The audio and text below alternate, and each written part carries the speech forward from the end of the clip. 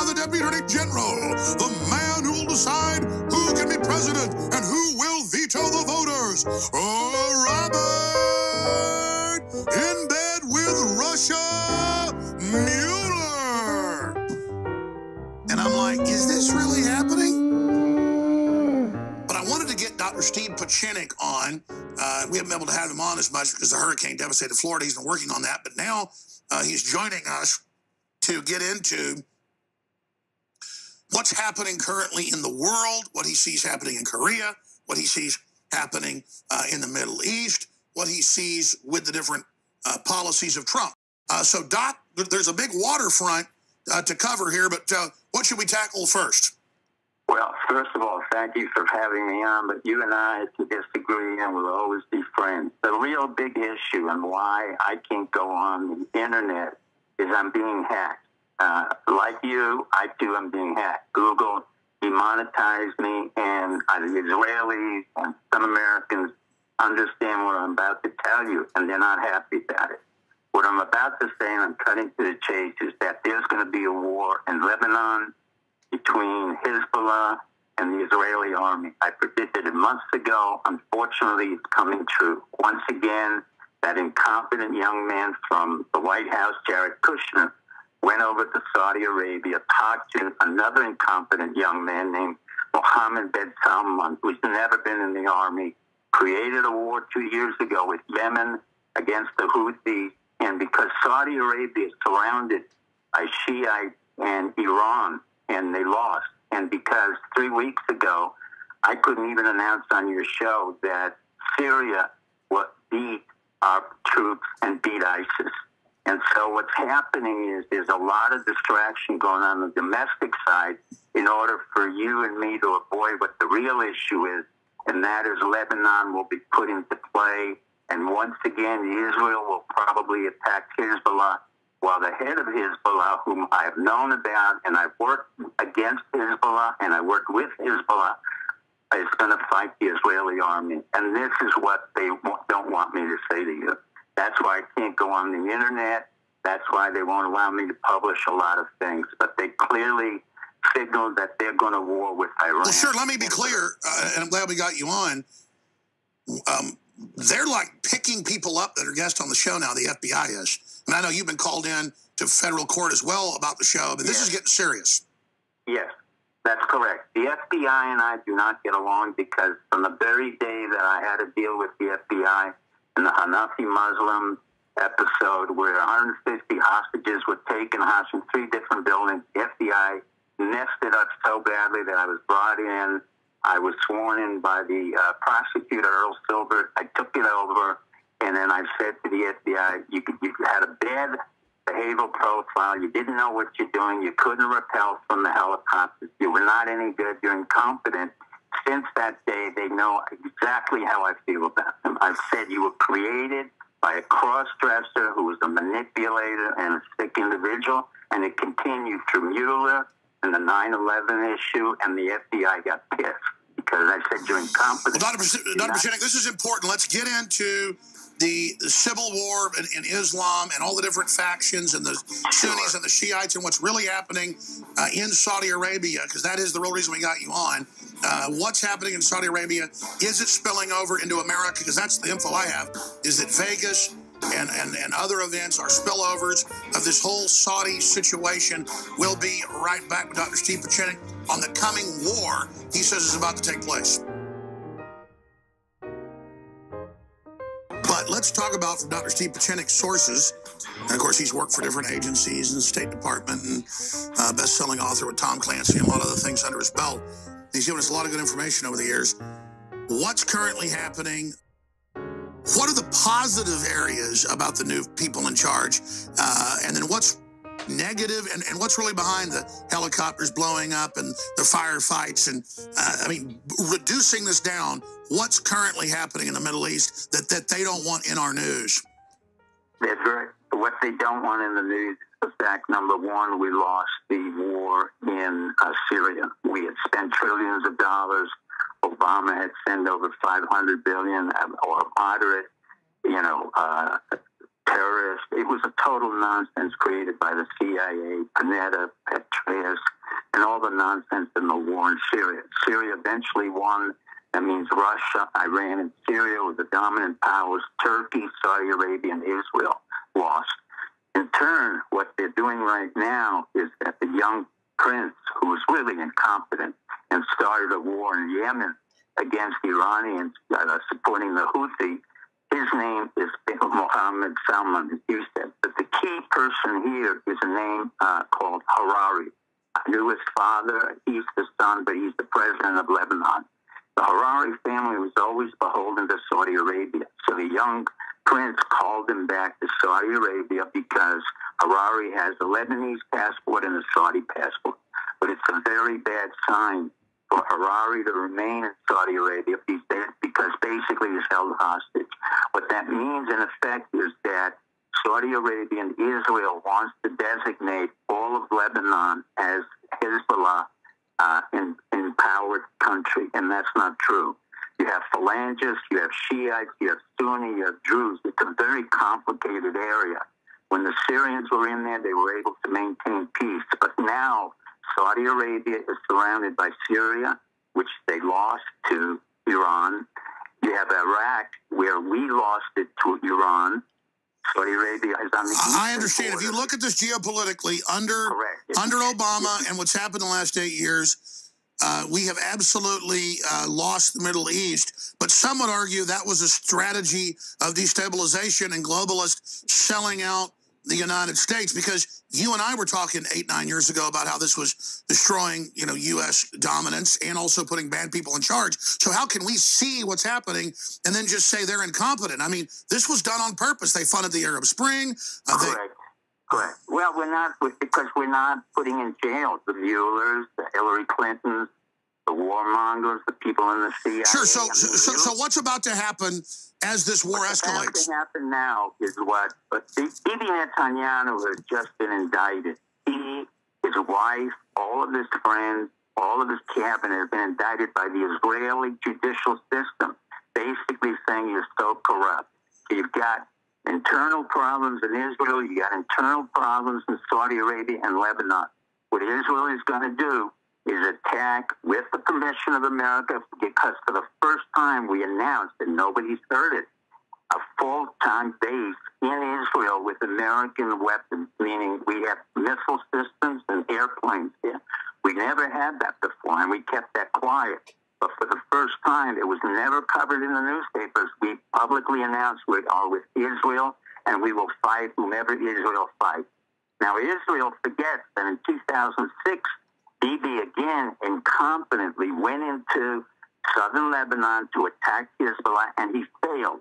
It was a war that was supposed to take over for 3 days. I found out. Sure. Hezbollah was dug in and had light anti-tank weapons and took out their... Exactly. And they took out the equivalent of what we consider in America at a 30-to-1 ratio. In other words, every Israeli soldier is the equivalent to 30 Americans in number. They took out about 35,000 dead Israeli soldiers in equivalent numbers, and it was a failure. And once again, Bibi's going to go in there, and the Israeli government's going to mobilize the IDF, and they will fail again. This time, Hezbollah is fully armed, and more importantly, the Hezbollah fighters are part of the Lebanese army. They're no longer terrorists. It's nonsense to consider them terrorists. Well, the bigger issue is now, as you said, those corridors have been open now with the ongoing wars in that area, and so the Iranians have brought in their Revolutionary Guard and heavier weapons, reportedly. So this could get really bad fast. It's going to get nasty, and it's not only going to get nasty, it has no legitimacy on our part. We have no national security interest in the Middle East with regard to Iran. Iran has done nothing to us. Let me ask you this. Who do you think is advising? You really think Trump is listening to Kushner? Yes.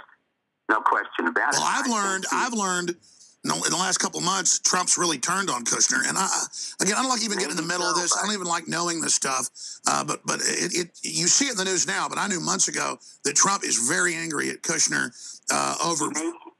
He may be. I have no qualms about that. But what I'm saying to you, and you're right on many things, but Roger Stone said this well into 2 months ago, that there would be an impending war in the Middle East. He never elaborated.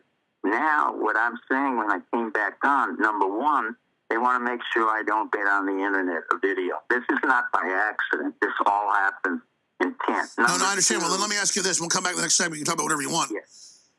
What do you make of blowback and information on Vegas and this mental patient tried to kill his command? They put him in a mental institution. He escapes. They don't file the paperwork that he's not allowed to own a firearm. I mean, this whole thing smells.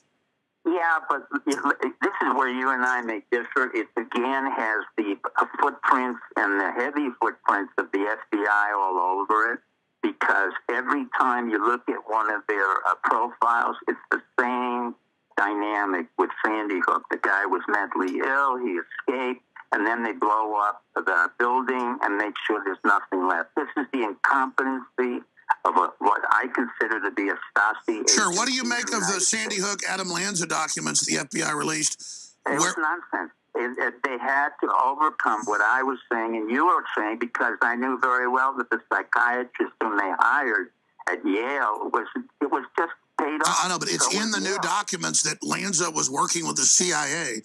Oh, no, it's nonsense. The whole thing was nonsense. And what it shows to you is that we're waiting. Are you saying the FBI stuck that in there? Are you saying the FBI stuck? Sorry?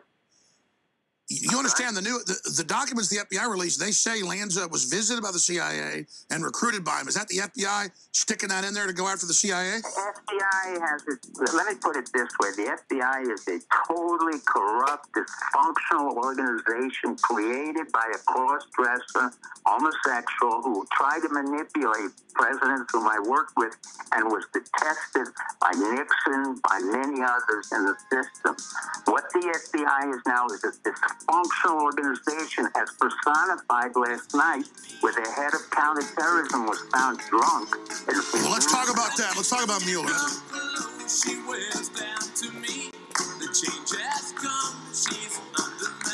I want to get into the Texas shooting. I want to get into what happened in Vegas. I want to get into the FBI and Mueller, who is past his eyeballs in Russian collusion. And so that's why he went after Trump and myself and everybody else, saying that we're Russian agents. And they have just hundreds of articles this week just saying, it's confirmed Jones works for the Russians.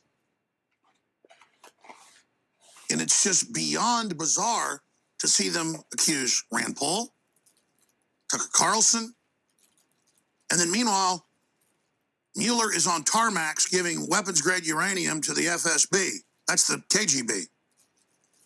And the bag man, and killing investigations into the Clintons, and then appointing people like Phil Mudd, who was with the CIA to the FBI, to go on television and say, we're going to kill the president.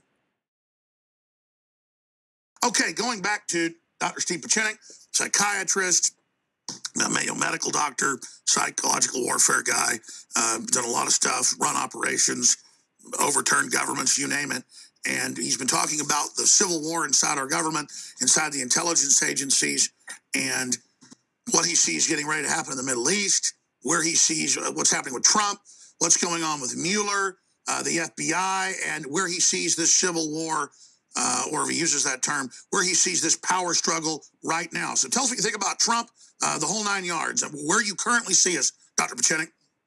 Well, I think Trump did a very good job going into the Far East. I complimented him, and in one of my blogs recently, I just said I believe he may have made a deal through Russia and China to contain North Korea, and I think that's sufficient right now. And when he signaled into the press in the United States, don't worry, that was the real Trump. In other words, what you had when he was, blustering and saying things about Kim Jong-un was part of the art of the deal. In other words, for America to understand Trump, you really have to read his book. It's not that he's erratic or he's impulsive. It's that he believes that certain approach to people is very successful for him. And at this point in time, China was acquiesced, basically acted as a very good ally for us. Japan was excellent with us, and so was South Korea. He had a very good relationship with Mr. Moon, President Moon of South Korea. But what he reminded North Korea of, and this was very important, he had in one of his meetings with South Korea a woman from North Korea who had been a comfort woman for the Japanese when they controlled all of Korea. She was in her late 80s and 90s. That means a sex slave. Correct, a sex slave. Thank you, Alex. And that signaled into North Korea that, remember, the one country that Korea is totally frightened of, more than us, more than China, even Russia, is Japan. Because they know how brutal Japan was to Korea over 100 years.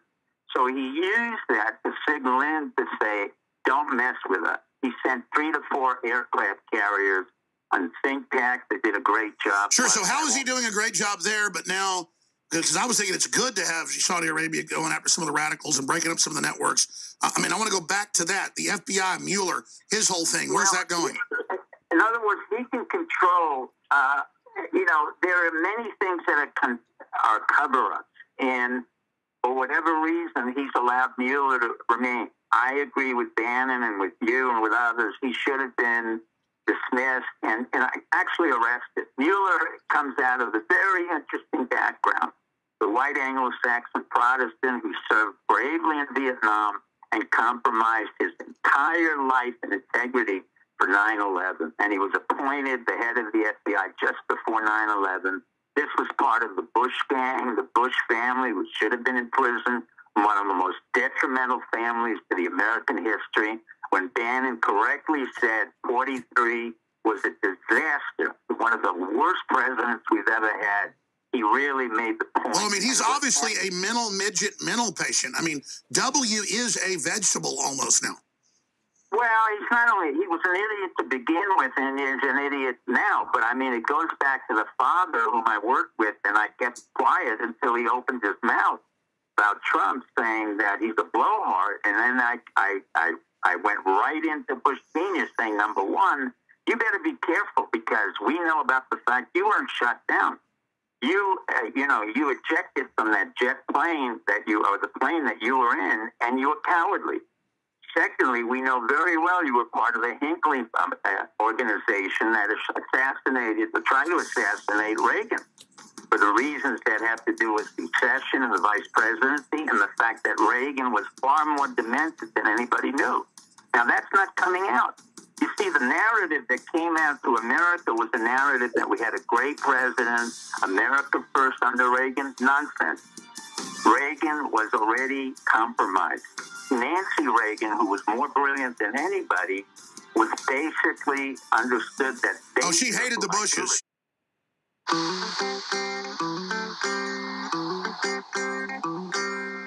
The answer to 1984 is 1776.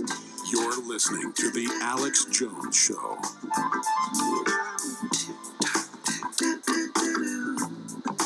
And Mr. Speaker, we are at risk of a coup d'etat in this country if we allow an unaccountable person with no oversight to undermine the duly elected president of the United States. And I would offer that is precisely what is happening right now with the indisputable conflicts of interest that are present with Mr. Mueller and others at the Department of Justice. I join my colleague, the gentleman from Arizona, in calling for Mr. Mueller's resignation or his firing. Moreover, we absolutely have to see the Department of Justice appoint a special counsel to look into the Clinton Foundation, the Uranium One deal, and the Fusion GPS dossier that I will now have the opportunity to discuss. Dr. Steve Pieczenik of StevePieczenik.com is our guest. I've got to ask you a question, Doc, just selfishly, because I respect you. You're one of the most accurate folks we've had on the last 15 years or so since I've been interviewing you, or 16 years now.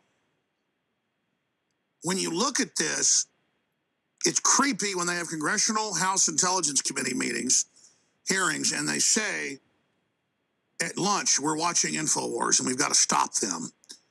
And the congressman says, yes, you must do a better job. And I'm like, well, sir, we're having, the artificial system shut him down, but it's not perfect yet. And then I'm watching him with all the algorithms, admittedly, shut us down, but then it causes a Streisand effect. For every time they try to shut us down, it causes it to bang up even higher. And they're getting more and more frustrated to the point of, having op-eds saying, just take Alex Jones out. And they just hate me so much. And I want to ask you, not just, oh, we're very effective and oh, this and that.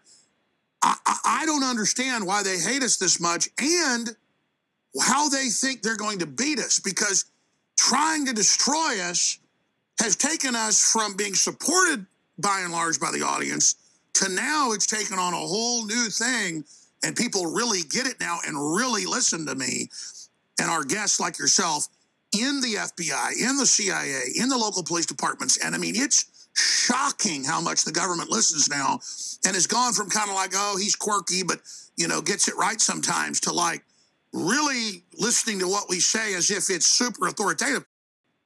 And it scares me that InfoWars would be the thing they're most afraid of. Can you speak to that and to the audience? Because it's the audience they fear.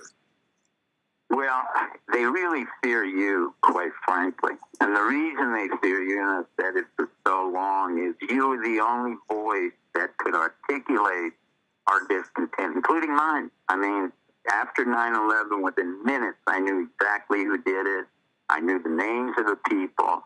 But even if I went on the air, it didn't have the same impact in Alex Jones. Alex Jones isn't just a person. And this is what I've been saying all along.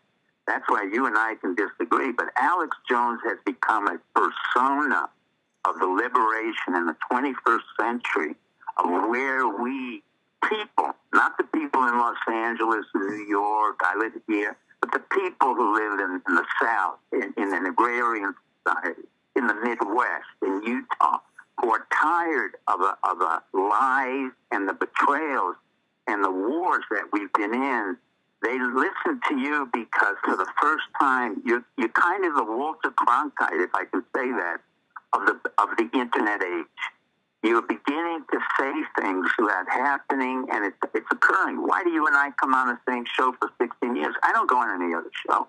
Why are they so afraid of me that supposedly I can take them down? Sure, I could take them down, but we're doing it already, my friend. The minute Hillary Clinton pointed her finger at you as the problem, we had already won a war, and she was finished. When you wake up the people to the truth, it's very dangerous to those in the system. I'm not in the system. Ironically, I have all those degrees, MIT, Harvard, but they knew they could not control me. Even though I was trained to be into the intelligence service or the State Department, they couldn't control me. What kind of a guy? You and I are very similar. When they promoted me to Rear Admiral, I said, are you nuts? I'm not taking your Rear Admiral. I'm not taking your money. I just want to mess up in this country because I wasn't born here. And I went out just like you did, and most of America. Well, let me just add this point, because it's, again, I see the sycophantic behavior, the power trips the red carpet. I say this not to say that I don't want the power. I'm saying it that it's the opposite with this level of responsibility. I can't stand myself most of the time because I want to do a better job. I want to really get it right, and I don't. And then I realize the responsibility is it isn't me. It's all the guests. It's the listeners. It's something that's been built up as an archetype, and that's why they're trying to destroy me, the person, because they're trying to destroy the image of hope and resistance and not caring when you get attacked. And that's what they hate. But then it's the responsibility of having that much responsibility. It's and then I look at these people who want power, but then when they get it, they have no responsibility. They just want to basically showboat around all day, and that's what disgusts me. Well, that's the point. You see, what you've done is to say, look, the emperor has no clothes. There is no power. Mueller really has no power. Jeff Sessions should be thrown out. Honestly, he's too weak. All of those politicians are weak. By nature, they go into politics to self-aggrandize. You don't go into politics if you want to build a company or you want to build a radio show or you want to write novels. You go into politics because you want to self-aggrandize and manipulate but you're not that good at it. So you have 80-year-old Dianne Feinstein, you have 80-year-old McCain, and it's become a joke. You have a Mueller who was already criminally indicted for what he did in 9/11, for what he did in Russia. He knows that. He knows he's corrupt to his soul, but he has to come back and try to make believe that he's not corrupt, but he's corrupt. Comey's corrupt. Half of that FBI is corrupt. Well, let me ask you this question then. Don't they societally, culturally know the worms turned globally, and that they, even if they got you or me or Trump or anybody, that only makes it bigger? Don't they understand they're on the wrong side of history? The tide has moved on? No, they didn't understand it from the day 9/11 occurred, and they all were conspirators with that moron Bush. And before him, his father, who wasn't very bright. So you have a moronic family where Neil and Marvin create the SNL crisis in Maryland. Then they come back and create the same crisis 2006 with the banking crisis. So what you have are idiots repeating their same activity until nobody takes them out or nobody arrests them. Why do they have so much power? Because Prescott was the main lawyer when Nazi Germany failed and did get a lot of the money. It's been rumored to be in the trillions in today's numbers. I mean, is that really, did you ever, no, that's all super classified, but did you ever come across them and the Nazi money? Yes. Well, the issue of Prescott is he was not a very bright man. He was a man who was kind of the toady for the Brown and Harriman Company. The major man there was Harriman, governor. He was far more... No, I understand what I'm saying. After World War II is, the word is they got the keys of the kingdom. That's correct. So did Allen Dulles and his brother, all of whom worked for the Nazis, all of whom allowed the factories to go on, all of whom... Well, I mean, as we know, the Kennedys were basically Nazi agents. Correct. Let's come back in 70 seconds and talk about that with Dr. Steve Pieczenik.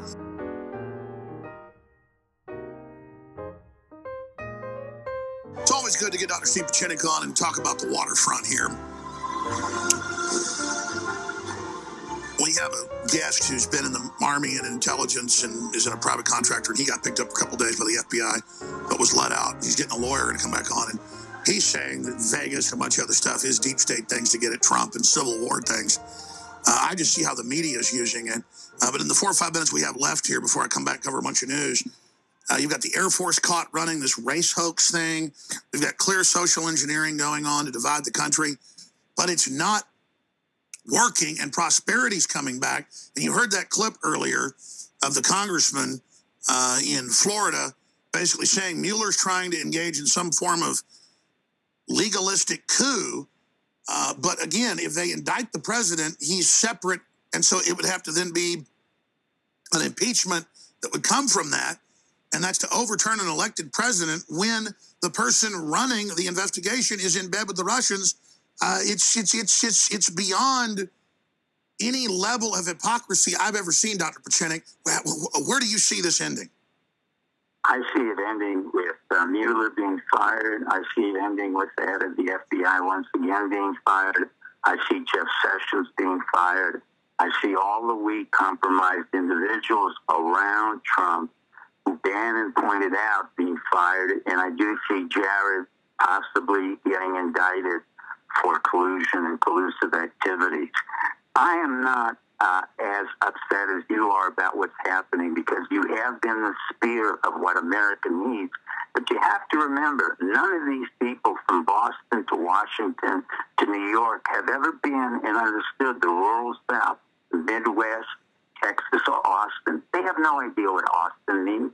I knew what Austin meant 20 years ago. I knew it would be the focal center of power away from Washington, D.C. So what you see is the devolution of federal power, the fact we don't need an FBI, we don't need Homeland Security, we don't need all these nonsensical, false flags, which have no purpose whatsoever other than to try to justify having a huge bureaucracy, which is worthless. It's just a place where jobs are being handed out. Mueller isn't only the problem. I mean, if you want to talk about Nazi history, where did Mengele get funded? The doctor who supposedly tortured all the Jews. You see, Israel doesn't talk about it. Neither do the American Jews talk about it, because they don't have any idea. But I'll tell you exactly who funded Mengele. Mengele was funded by the Carnegie Endowment, the Rockefeller Brothers, Stanford University, and Harvard. Now, that's right. He was funded by Cold Springs Harbor in New York and to the Kaiser Wilhelm Institute, and literally, yeah. Now we have never talked, you and I have never talked about the real corrupt institutions where unfortunately they're raping our students, and that is the colleges and universities. Cornell University, where I went, the feeding ground for the neocons for 9/11, Wolfowitz, Hadley, all of those guys, Fukuyama, all part of that 9/11 thing. Cornell never wanted to address it. When I addressed Cornell Medical School and said you were sold out after 150 years to a crook, Sandy Weil, they didn't want to address it. The same thing I said about Harvard. You didn't want to address it. Each institution in the Ivy League is so compromised because I've been there and I went through them so fast, not because I'm that smart, but that because they're so incompetent. Even when I went to MIT, I saw the nonsense that was being taught in the guise of engineering and social science. It wasn't an accident. I was trained on the internet in the 1970s by men like Lucian Pye, Isildur Solopool, Ben Kaufman, guys who really cared about America. But one thing was important. They had all served in the military. When you don't serve in our military or you don't serve our country, you do not have the respect of the elan vital that you need to be like you are, Alex. And in effect, you're serving our country. But you don't have to be a military officer to become a I have one more question. If you do a few more minutes, I want to ask you about all the former presidents except for Carter. There's several big issues here. There is the incredible aged nature of the current globalist elite that basically inherited the technology and the hard work of past generations, parlayed it into global power and to their own incredibly fabulous wealth. And then they had to hate America while they were using it and sucking it dry. And they put operatives in who hated America because if you're going to be willing to sell out your own countrymen, well, then you've got to have some type of inherent hatred for them. And so there was a process of people getting more and more extreme in the globalist structure, hating their own cultures, hating their own nationhood, hating their system, because it's hard to get enough sociopaths who'll just do it to be mercenaries. You've got to get enough people that actually hate the country because they believe it. And that's why you get the SJW, liberal, anti-America, anti-Christian, anti-God type brainwashing. Jimmy Carter said what's happening to the president's wrong, and he's actually doing a pretty good job, and the election was stolen, Hillary stole it. Then you saw Donna Brazile come out and say that, and say, hey, Seth Rich was killed politically, we should investigate. This shows civil wars within the power structure. So again, what's crazy is to see the old so-called elite, these corrupt folks that hijacked our country and then hated it at the same time, just classic projection, ruling over the nation, running it in the ground. It shows their fundamental disconnect. It's theirs. They had it. Why run it in the ground? I mean, Trump's not even perfect. He doesn't want to run this beautiful horse into the ground. Why not put it out for stud and free the whole planet? They're just so mentally ill. I don't have a psychiatry degree like Dr. Steve Pieczenik, and I haven't run, mental institutions like he has. I just use my own lay terms to describe the false, delusional smugness of a moron like George W. Bush, who looks like an elf that's had a lobotomy.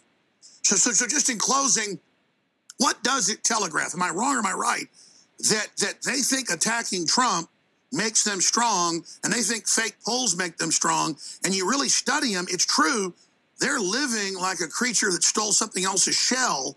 They didn't produce the shell. They just moved into the ruins of civilization and then believe they are civilization, but also are threatened by the shininess of the ghost of the Renaissance. They're just losers. You articulate very well. Let me just say, you picked the right president. I worked for Jimmy Carter. I wasn't always in agreement. The one thing that Jimmy Carter did have, he was a Baptist. He was a Christian, a Christian who believed in the faith. And one other thing he did, the only president of the United States who got rid of 4,000 CIA operatives. I can't tell you how important that is. He got rid of 4,000 of them and said, we don't need them. And guess who he put in? He put the #1 admiral at the Naval Academy, Stanfield Turner, who I worked with, to be the head of the CIA. And Jimmy Carter is the only president who has made peace in the last 50 years in Israel. Sure, but my question is, why is he the only one to break with the other presidents in a concerted attack on Trump? One, he's a Baptist. Number two, he was highly educated at the Naval Academy. He knew our history. He was governor. Well, sure, he's a nuclear physicist. He's a nuclear physicist. But what I'm saying is he had his problems, and I didn't. But he was manipulated. I agree. But what does it signify that he basically came out and backed Trump? All the others came out against him, thinking. He understood that the problems of a presidency isn't just about the rhetoric. What you had, and also he didn't come out of the CIA. You have Bush Sr., CIA, 1957, not 1971. 57, you have Bush Jr., CIA. You have Obama, what I call the black baby of the CIA. Mother worked in Indonesia. She was an anthropologist who spoke Russian. You have Clinton, CIA. Bill Clinton was reporting to agents and never studied at Oxford University. And he was covered by another CIA operative from Yale called Stroke Talbot. So you have this insidious organization, two of them, the FBI and CIA, that work in the dark and really are not effective for American democracy. What Carter did was to clean out the CIA and literally put it into the military structure, which is what we had hoped to happen here. But I'm hoping, and maybe that's where I'm really angry with, is that we don't continue to go to war. Trump said we won't go to war, and I believe him. We didn't go to war in North Korea, and hopefully we don't. But he's being manipulated into it because he's still being ignored by a lot of folks. Why, correct. You're more and more being proven right about Kelly. I mean, you kind of really jumped on me because I mean the news was saying Kelly was. Not only that. Let me explain something. It's not about being right or wrong. You and I will never disagree about that. What we have to understand is really the emphasis on this syllable. In other words, what is important at a particular time? You and I are in the right place. We're both being attacked. You're being attacked. I'm being attacked. There's no question that Google works for the National Geospatial Agency and that Amazon has contracts from the CIA. What are we talking about? We're talking about another dimension where companies are so big they override any government institution, so the government institutions become part of that big company. So you have FANG, you have all those Facebooks, Amazon. And Trump needs to go after Facebook, Google, and Twitter and these monopolies. Yes. He has to go after Facebook. He has to go after Bezos. Let me ask you this. Why are they so arrogant to say, the head of operations for Twitter, don't worry, I censored Alex Jones and Paul Watson at lunch. And he's talking to a congressman going, oh, you saw it too? Yes, they're the top story. Don't worry, sir, we killed it. It's the arrogance of power and stupidity. These are all spoiled little brats whom I happen to know from Stanford. They all went up 20, 30 years ago and have created nothing but a little bit of 1 and 0 numbers put together, and they've created nothing. You become the target in a way that allows us to attack the others, these people. So when Google... Of course, it's totally dumb to say on national television, we're censoring people in live time because they say a Muslim ran over people with a car. It was true, by the way. I mean, it's just that they're crazy. I understand, but you let them do that. They continue to do that. But see how dangerous it began when Rand Paul, a senator, a doctor, an ophthalmologist, a brilliant man, was attacked, quote, by a neighbor for his beliefs. I think there's more underneath that. You do not break the wrist of a major senator and get away with it. And notice the guy hadn't gotten in trouble. Class 4 felony. That's like jaywalking. I mean, Class 4 misdemeanor, excuse me. I want that man to go to prison, but I also want the head of Google to go to prison because they're manipulating. They have overseas accounts in the Cayman Islands. You want to see how arrogant these guys are? how arrogant our universities are. Go to the Cayman Islands, go to Bermuda, and you'll see how they avoid taxes. Absolutely, and they're cornered rats now, and they know they're in trouble. That's why they're so desperate. They're afraid of we the people. Dr. Steve Pieczenik, StevePieczenik.com. Great books and info there. Thank you for the time. Thank you, Alex. God bless.